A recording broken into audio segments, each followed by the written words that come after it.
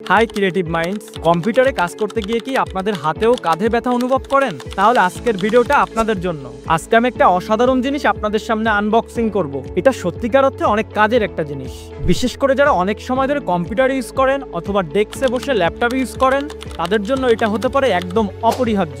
চলুন আমরা আনবক্সিং করি।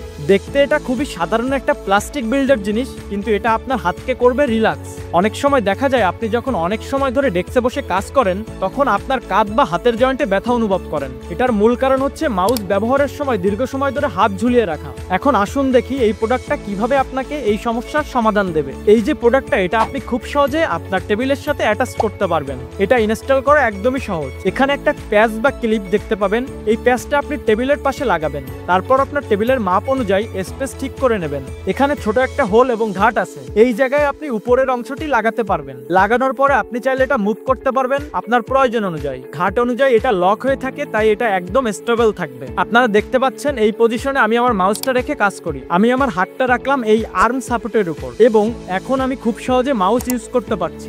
একইভাবে আপনারাও ব্যবহার করতে পারবেন, ফলে আপনার হাত থাকবে রিল্যাক্স ও ন্যাচারাল পজিশনে, যে কারণে আপনার কাঁধ বা হাতের জয়েন্টে ব্যথা অনুভব হবে না। আপনারা দেখতে পাচ্ছেন আমি আমার প্রয়োজন অনুযায়ী এটাকে ডানে বামে ও সামনে পিছনে মুভ করতে পারছি। একদম ফ্লেক্সিবল ডিজাইন। এই প্রোডাক্টটা আমি অনলাইন থেকে অর্ডার করেছি এবং সত্যি বলতে এটা আমার মতে একটা পারফেক্ট সলিউশন। আপনারা যারা প্রতিদিন কম্পিউটারে অনেক সময় কাটান, তাদের জন্য এটা একটা দারুণ সহায়ক জিনিস। তাই আপনারা চাইলে এটা ইউজ করে দেখতে পারেন।